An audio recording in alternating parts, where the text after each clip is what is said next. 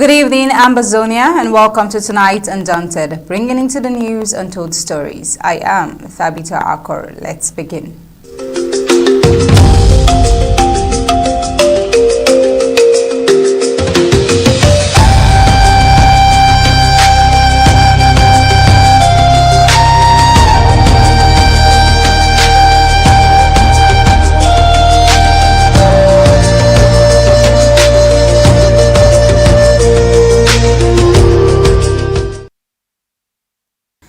A young footballer steps out for what should have been an ordinary night in Bambili but never makes it home. In Buea, worried mothers and residents pour into the streets, desperate to rescue a generation they fear is being lost to drugs, crime, and insecurity. Meanwhile, in Bafut, Ambazonian State Army claimed victory over another deadly attack on French Cameroonian forces, underscoring the enduring intensity of a war that is now approaching a decade. Now we'll see that these stories may appear unrelated, but together they tell a deeper story of life in southern Cameroon's Ambazonia, a land where ordinary people continue to bear the heaviest burden of a protracted struggle for self-determination. Families are mourning loved ones, communities are grappling with social decay, and residents are increasingly taking matters into their own hands amid growing fears over insecurity and the future. As armed confrontations persist and communities struggle to protect their youth from crime, drugs, and violence, one question remains: who is paying the highest price in this war? The fighters on the front lines, or the civilians caught in between? Let's head on to the prime headlines.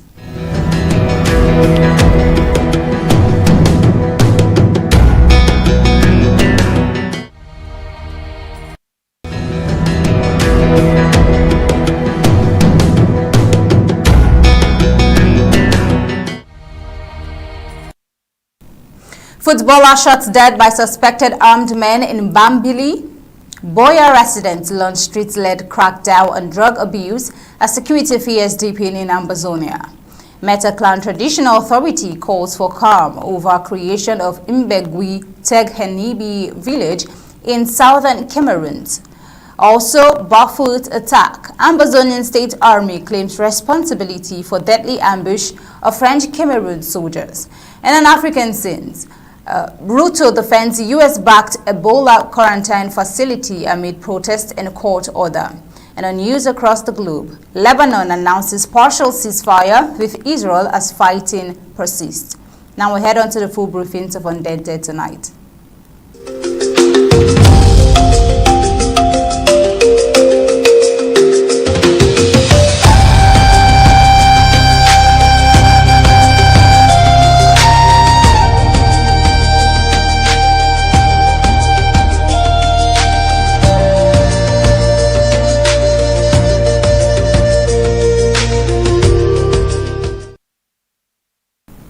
A footballer identified as Sambum Kosin, particularly known as Savage, was shot dead and killed by suspected armed men in Bambili, Mezam County during the early hours of Monday.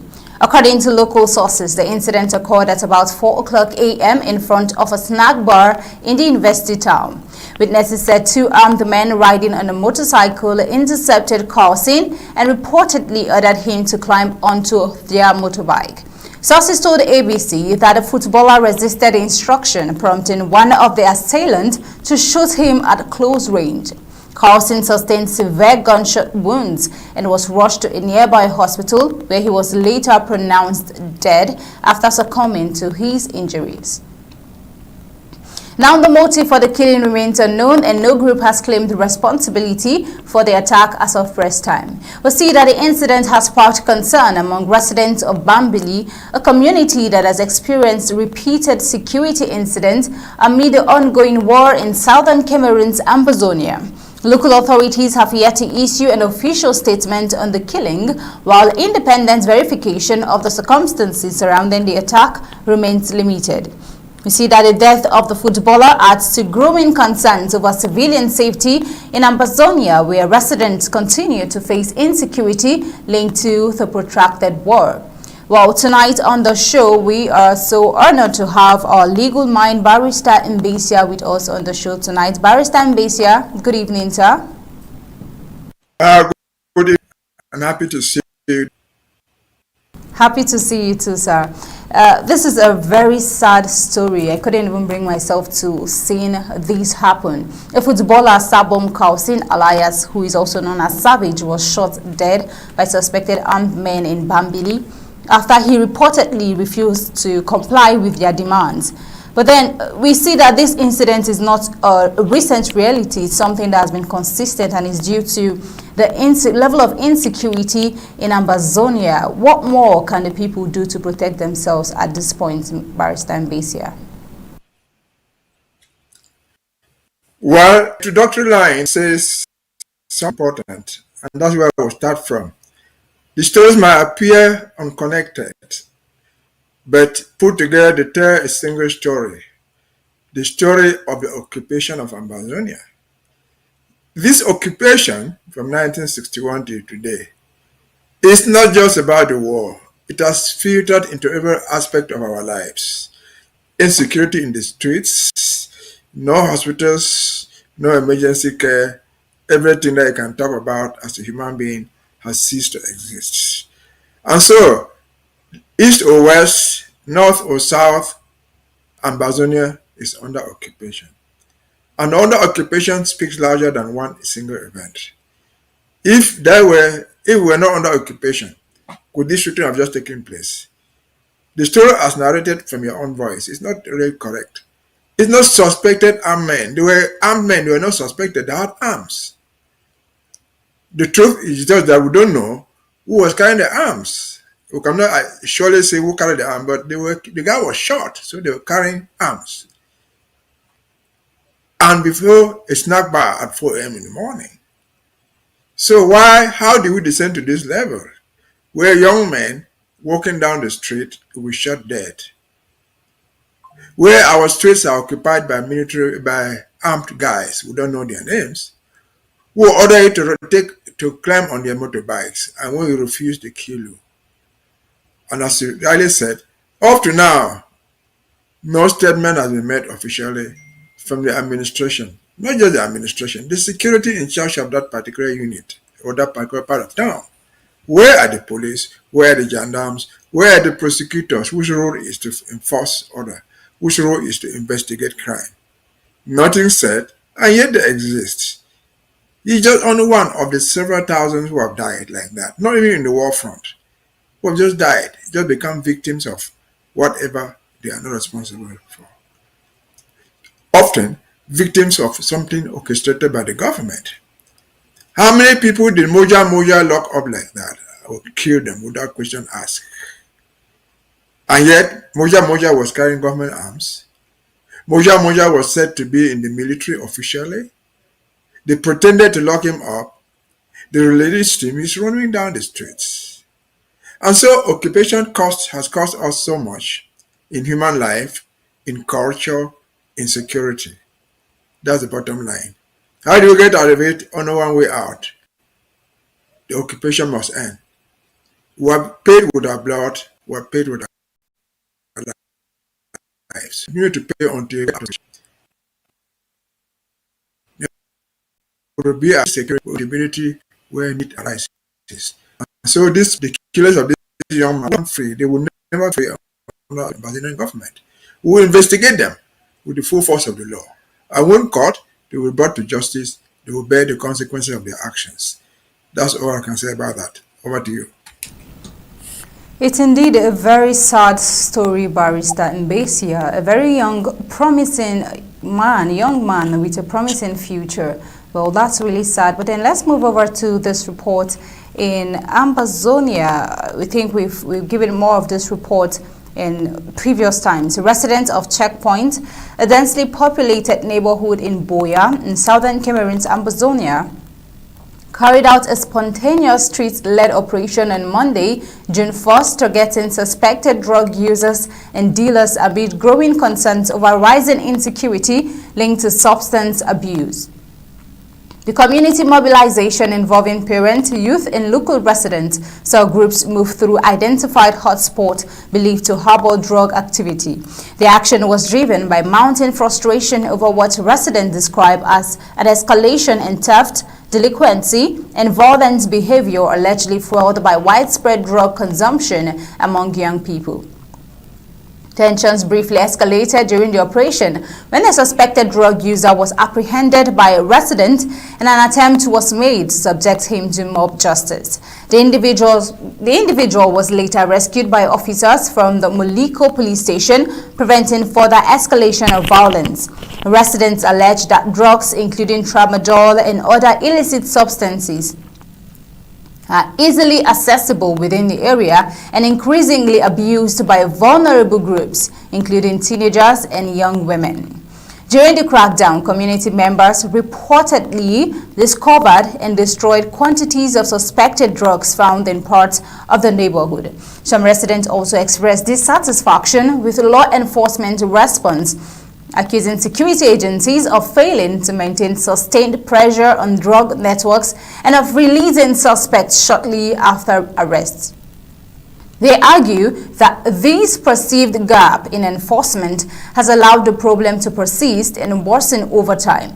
Now we'll see that the checkpoint incident reflects a growing trend in parts of southern Cameroon's Ambazonia, where communities are increasingly taking security matters into their own hands amid concerns over rising drug abuse, youth unemployment, and what they describe as limited state response to emerging social threats. Barrister Mbesha, this is happening right here in checkpoint in Buea. And now the people have taken to the streets. You just saw that right here to carry out a self-organized crackdown on drug abuse. And they gave reasons. They said insecurity, limited enforcement, action by the government, and cases of unemployment because the youth are not even employed. And now on this show, you reportedly said we actually saw a report of women protesting the last time, and then you gave your reaction to that. But then they spoke about the negative impact of drug abuse to their children and their youth. But this time, they don't want to depend on the government anymore. They decided to go into the streets themselves. They decided to take laws into their hands and do what they believe is actually true. So now, Barrister Mbesha, do you think that this intervention would be effective in any way? I mean, they are tired. They see their youth, their children, young women getting into drug abuse and making the situation or the community less conducive for them. What do you think about that, Barrister Mbesha? If this will be successful. But before I give you that answer, again, I'll go back to what you said at the beginning. East or west, north or south, Ambazonia is under occupation. Meaning that once under occupation, anything can happen. Because we're under occupation, criminals can walk free. Because we're under occupation, nobody investigates crime. There's no security, there's no follow-up. What happens? The population becomes frustrated. They form vigilantes. And what they're trying to do there is vigilante arrests. Across the world, drug issues are not specific with Ambazonia. Neither are really specific with Buea. They are found everywhere in the world. But there's a way to follow them up officially. If you suspect a drug dealer, what do? You don't go arrest the guy yourself. Because it's just a suspect. You don't even, you the vigilante, you don't have the procedure for arresting people. Under normal circumstances, you lay the complaint to the appropriate quarters, would come and investigate and arrest the individuals if necessary. And then they will follow the justice. They will go to court, answer for their crime. As I said, so they put their court over the weeks or months, find you in the streets, because they might be catching the wrong person, where there's no evidence to incriminate that guy if at all there's any court to deal with. And so what would the police do? At the end of the day, they find no evidence to incriminate that guy. They let him go. But the question is, how do we get to this level where people will be living around Moliko or anywhere else in Ambazonia? They will suspect something illegal is happening around them. They will report it to the police or to the gendarmes, as the case might be, and no action will be taken. If they have reported their matter, action was taken, proper investigations done, and the guys were found not guilty, the population will understand. They will know that these guys have gone through the process. But without that set in place, the people take up arms by themselves, which they call vigilantes. And we've seen the weaknesses of the vigilantes across the board. They are the same thing over the world. The vigilantes in Garbo had only went down and killed 24 people, women and pregnant women, because they suspected these people they were killing were Amber boys. So it wasn't right for these people called vigilantes to go around arresting people. No. But why are they doing it? I've just said they are doing it out of frustration because they have nowhere else to go. Crime is infesting their area. What they might even see you smoking a cigarette or something, they call it weed. It might not be weed. And they think this might be one of the boys. Or girls, whatever the person is. And if you see from that crowd there, the crowd is here at my checkpoint molecule there. Hundreds of people gathered there, trying to lynch one person or two people because they believe they are drug leaders. Are they drug leaders? We don't know. We cannot give that question. We cannot answer that question. But that crowd doesn't have the instruments to investigate drug dealing. They have the idea to suspect, but they don't have the tools to determine whether those are drug dealers. And so again, it comes back to the occupation. Until we send these lawless people who are sitting in Buea, Bambili, in Cameroon, wherever, having a salary, claiming to be security officers and doing nothing. In this instant case, they finally came out to do what? Just to rescue the man who was being lynched. They did not address the reason why this guy was being lynched. They simply tried to save his life. And so you ask yourself, Buea of all, checkpoint is in Buea. Right there in Buea, there you have the whatever thing, the brigades, one of them in just a molecule there. You have the commissioners of police, we have the procureur generals, we have the commissaire de gouvernement, everything that you can find in terms of security in a tiny town called Buea. Right inside that Buea, they have about 6, 8, 9 courts.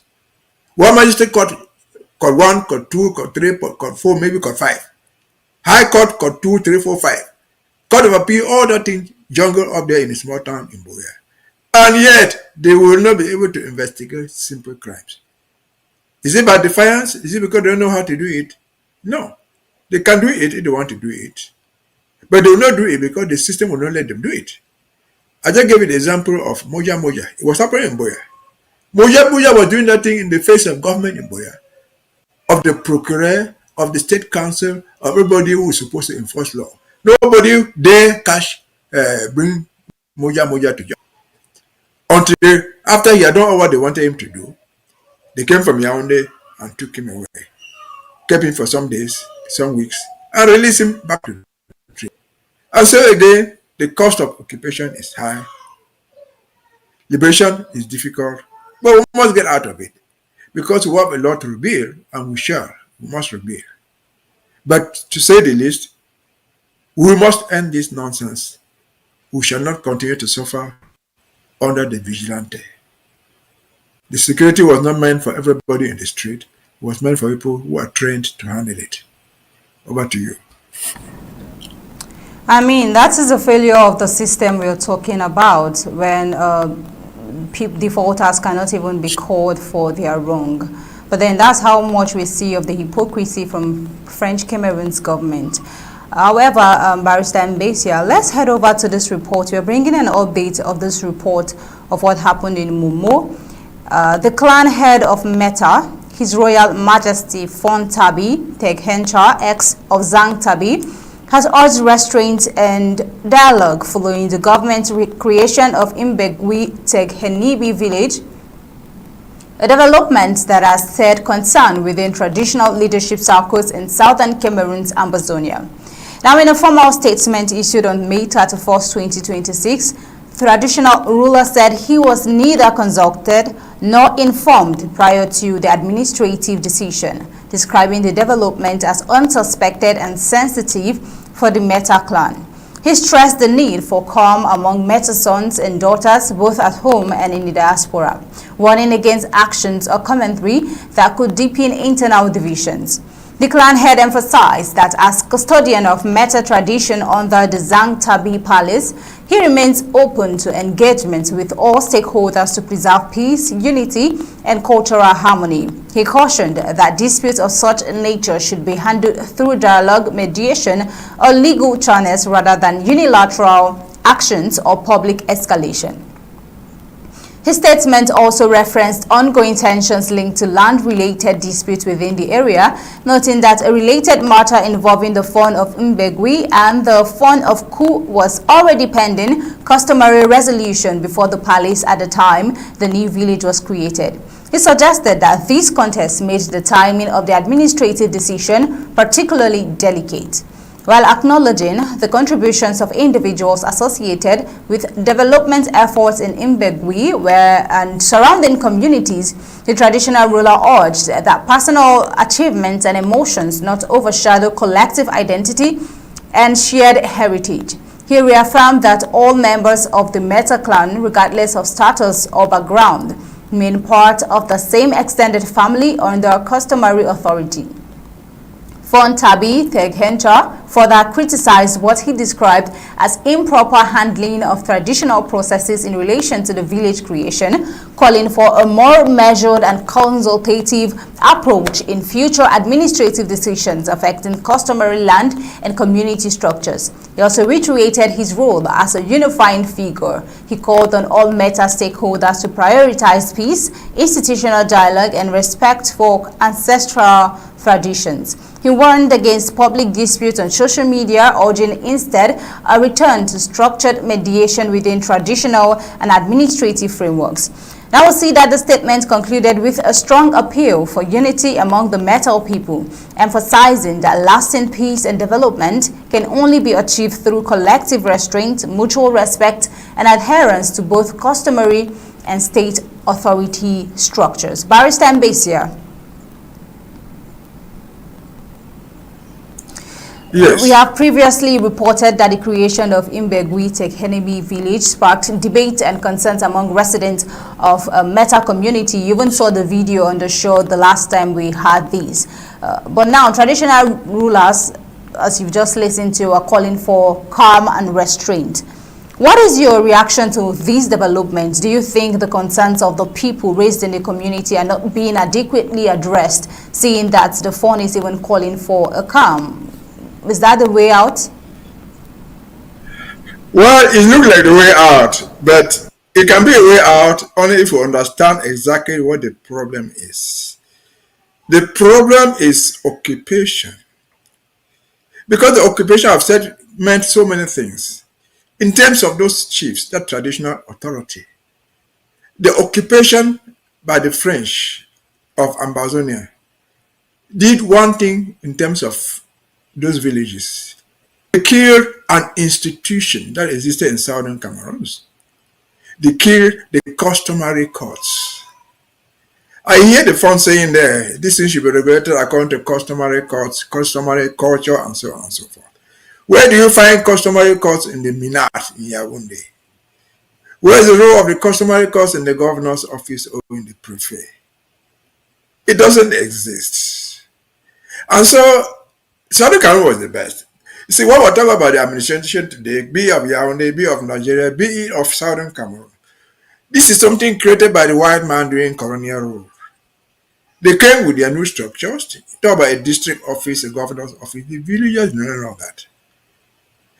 The villagers had their own structures in place. But with the creation, with the coming of the white man and the new administration, they did not abolish their own institutions. In Southern Cameroon, those institutions were kept intact. What we did, rather, was to see how we could manage them within the new structure called a state. And you cannot manage customary practices without an institution that would handle their own disputes if they do arise. This happened in Meta. It could be happening between Bali and Bafut.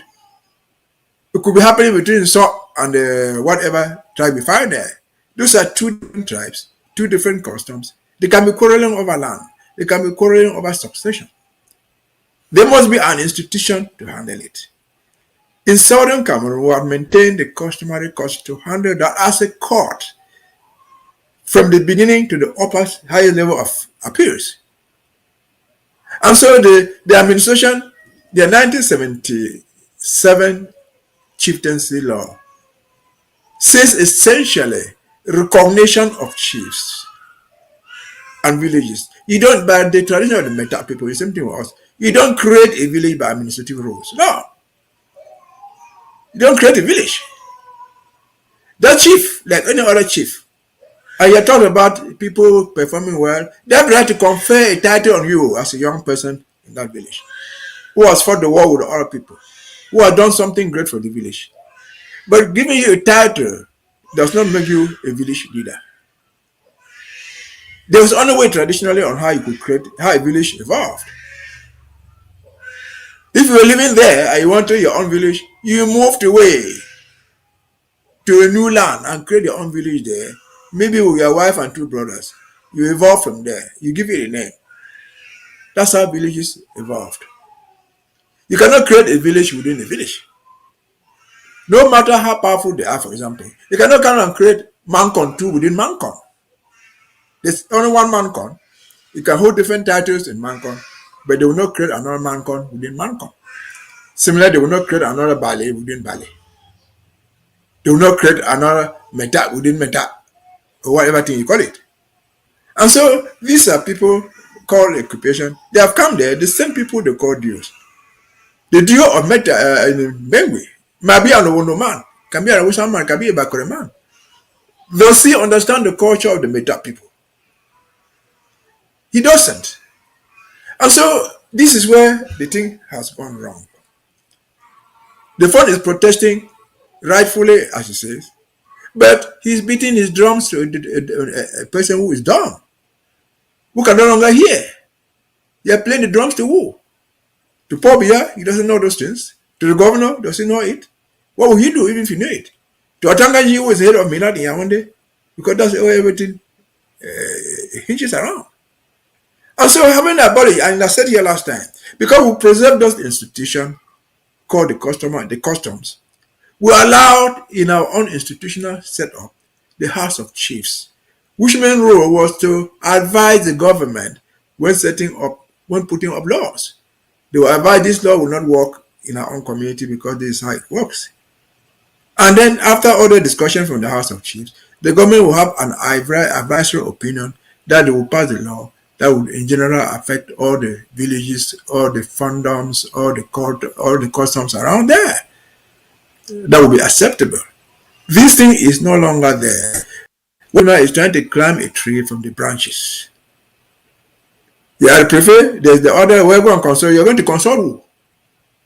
What are you going to consult? And so the bigger issue is occupation. Occupation comes with the abolition of our own institutions, with the eradication of what we kept, what served the people, rather than do that, they would copy from us, because they also have traditional things around their own culture. They are the Bambili case. The Bambili case is not the same. The Bambili man in Bafang is not the same like the Bambili man in Chang. They also have their own funds that way. They don't do it the same way. The same thing, the Bambili chief is not the same like an Owondo chief. But because the French came and abolished their own institution and started creating chiefs by themselves, they have never been decolonized. Because I get this example today. If you go to Yaoundé, if you have been to Yaoundé, I know where they call Post Central. If you go to the Central Post Office in Yaoundé, why you go to the Ministry of Finance? You see to the left, the statue of Chief Onanazin or whatever. And the Wondo man wearing a jacket with buttons there. A chief made by the French people. Do no chiefs wear that thing? We bash it on them? No. But about this guy, this man is supposed to be the superior chief of the Wondo Chief Atangana. That never happened with us. Like we said in the last few days ago. You see, you found the people of Bamon coming to celebrate the culture of the people of Mbesha. But they all came from Banyu. Over a corridor, everyone wanted to have their own land. You move to Fumban and form your own, that's fine. The other guy forms his own in, so that's fine. The village become established. They have equally recognized the Sultan of Fumban. They have equally recognized the founder of So. There's no question asked. But if the people had moved out to Nka and lived there, I had one fund called Fund of So. And one day one boy comes out and says he's agitating because his grandfather was this or mother. Can you create a long So within So? It will not work. And so it is simply because people have refused to learn anything from us. They have refused to allow us to do things we wanted to do. In the southern Cameroon, that thing will not have happened. If it did happen, it would follow the structures to have it resolved permanently. Poor Fon, I'm sure the Fon knows that his own people went there and were begging for Papa Dio, and the Papa Dio drove him away. The Papa Dio, who is the superior chief of that place, is not a mental man, no, even an Anglophone. Poor chief, you are not alone. The elder will ask, which are the chiefs? If you want to talk about the superior chief or whatever, is it chief, the founder of Fon for Buea? Or in terms of the southern zone, is this the superior chief, the governor, who is just crown one?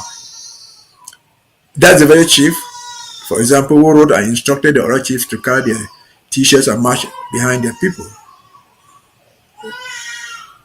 And so, again, they are fees sad for the institutions of the chieftaincy.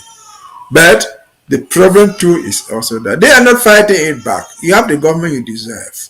If all those chiefs came together and said, look, enough is enough, that nonsense will stop. Because give credit to the Francophones. They don't even know what they are doing. Because they have never done it before. They don't understand it. I'm not sure. Maybe I'm sure. Then 99% of the cases, when they go to Nam, where they all come and become prophets, there's no course on how to handle customary issues. You don't learn anything there. They don't have to issue a retails, how to extort money from people, how to lock up dissidents. Nobody teaches them anything on customary administration. And yet, when they come out and they are posted, they become the chiefs of the customary administration. They will go to install chiefs. They will go to regulate disputes over succession, where they have no idea, they have nothing to do. Again, that's the cost of occupation. It must end. We will rebuild when we can. Over to you. Now, when we outline these challenges, it would always draw us back to the cause of occupation, in your words, Barrister Mbesha. And I think there's a lot to talk about this issue of colonial French Cameroon's occupation in Ambazonia. It's really getting into an all-time high. But then, Barrister Mbesha, there is an attack in Barr. Let's listen to this. A group identifying itself as the Liberty Warriors of Bambili and Barfoot 7 Quarter has claimed the responsibility for an attack in Barfoot, Mezam County, which reportedly left 3 French Cameroonian soldiers dead. In a video circulated on social media, the men said to be affiliated with the group claimed they operate under a wider command structure known as the Mezam Unity Warriors, which they describe as part of the Ambazonian State Army network. Now, the fighters displayed 3 AK-47 rifles, which they alleged were seized during the operation. The group did not disclose whether it suffered any casualties during the attack. Local sources said the French Cameroonian soldiers were ambushed around 10 o'clock p.m. on Sunday, May 31st, 2026, while on guard duty at the Bafusco military air base in Barfoot, Mezam County. The installation has remained a repeated target in ongoing war in southern Cameroon's Ambazonia due to its strategic military importance. As of first time, French Cameroonian military and administrative authorities had not issued an official statement confirming or denying the reported attack. Independent verification of the claims and casualty figures remains difficult due to restricted access to the area. Attacks on military positions in Bamenda and surrounding communities have been recurrent since the escalation of the war in 2016. Ambazonian State Army have repeatedly targeted checkpoints, patrol units and military installations as part of the struggle for self-determination. The war has resulted in significant losses on all sides, including French-Cameroonian security forces, Ambazonian State Army and civilians. Communities in southern Cameroon continue to face insecurity, displacement and movement restrictions. I will see that the Mezam Unity Warriors name has appeared in previous claims of attacks across Mezam County, although the structure and coordination between various armed cells remains unclear. With analysts describing the Ambazonian State Army, looking at the video and claims, this has not been independently verified. Key details such as the exact circumstances of the attack, confirmed casualties, and operational timeline remain uncertain. Now we'll see that this recent incident highlights the continuing volatility in Barr and surrounding areas nearly a decade into the war in Ambazonia, where both civilians and Ambazonian State Army remain exposed to persistent security risks. Authorities are yet to release an official response. Barrister Mbesha,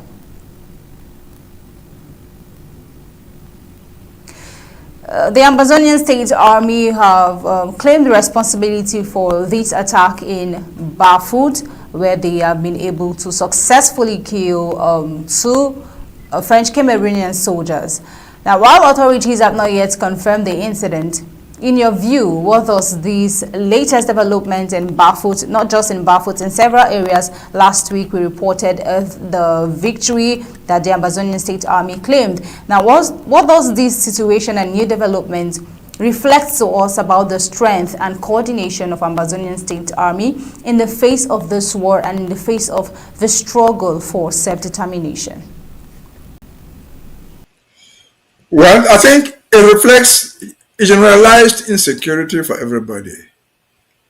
Let us stop for a moment. Where they call themselves the ASAs or the Unity Warrior, whatever name they give to themselves, one outcome is clear.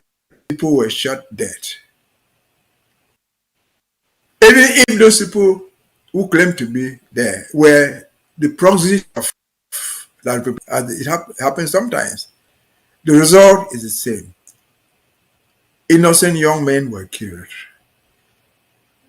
Be it in Bafut, be in a Kata we heard last week, or be even in a corner, young men are dying. And the central question to answer is, why are they losing their lives? These are young men who still have a future for themselves. They might be the only people in their own families. They are sent there, right or wrong, somebody brings them down and they are dead. What are they doing there?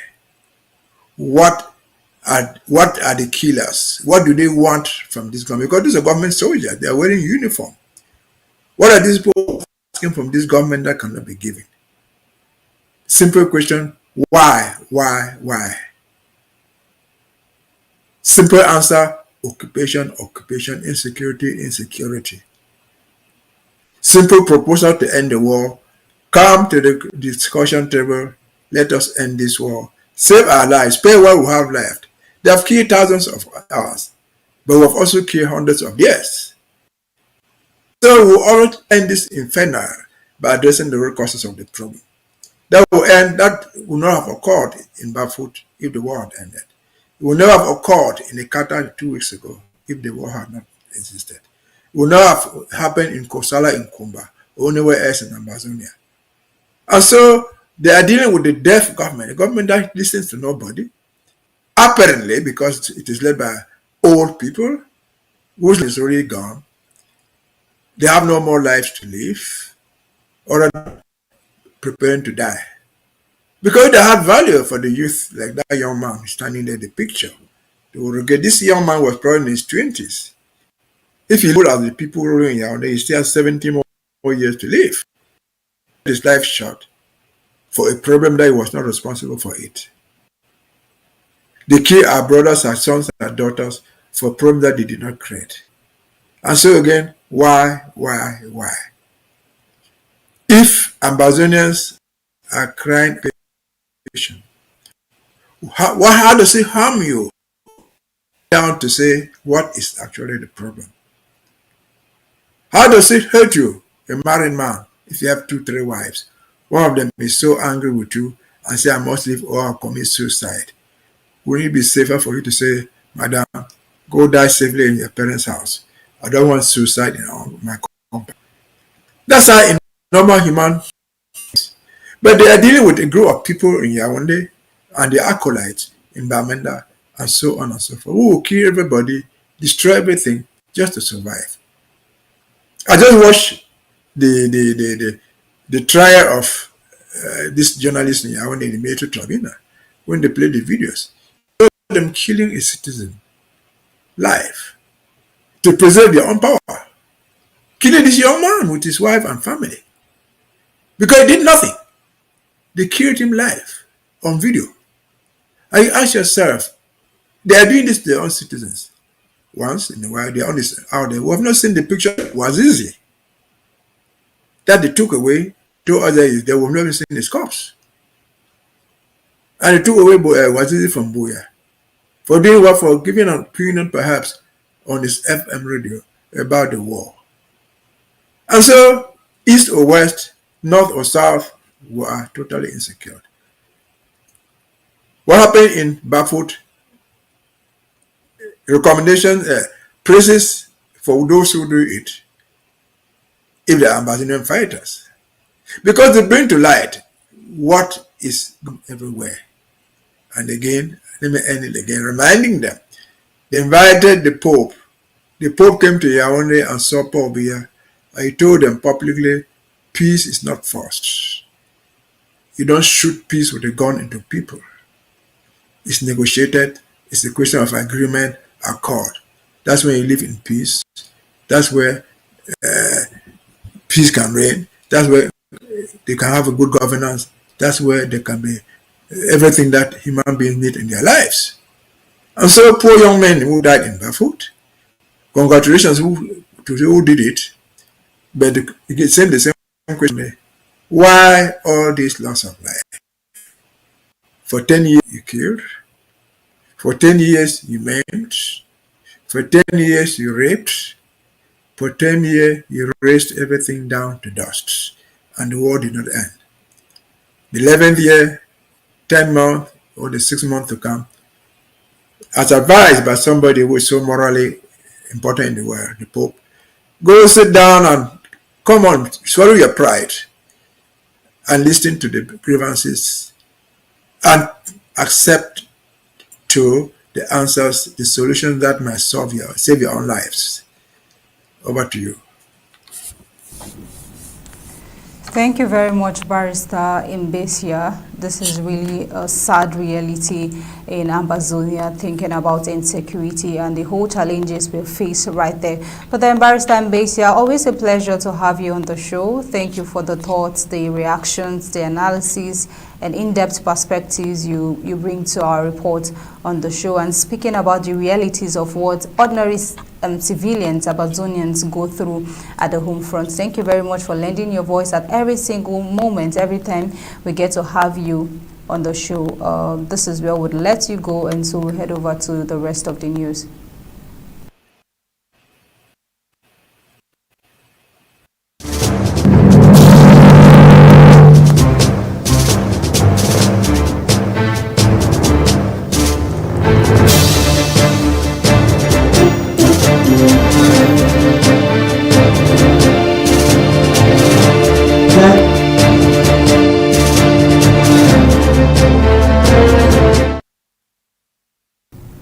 Kenyan President William Ruto has defended a US-supported Ebola quarantine facility in Kenya following court intervention in protest over concerns about public health risks. The facility, located at Laikipia Air Base, about 200 kilometers north of Nairobi, was built to isolate US nationals arriving from the Democratic Republic of Congo, which is currently facing a major Ebola outbreak. It is designed to accommodate about 50 patients and is expected to be operated by U.S. medical personnel. The project has triggered public backlash, with critics questioning the decision to host Ebola-related quarantine operations on Kenyan soil. Violent protests erupted near the site on Monday, where demonstrators clashed with police who used tear gas to disperse crowds. The Red Cross reported at least 2 injuries, while emergency services could not confirm reports of fatalities. In response, William Ruto defended the arrangement, saying the facility forms part of Kenya's broader disease preparedness system and will serve both Kenyans and international partners, including the United States. He also dismissed criticism of the agreement, urging calm and cautioning against politicizing public health matters. The controversy escalated after Kenya's High Court extended a temporary suspension of the project. The court directed the government to disclose all agreements linked to the facility within 7 days, following a legal challenge by the Katiba Institute, which argues that the deal was approved without sufficient transparency. Well, we head over to news across the globe.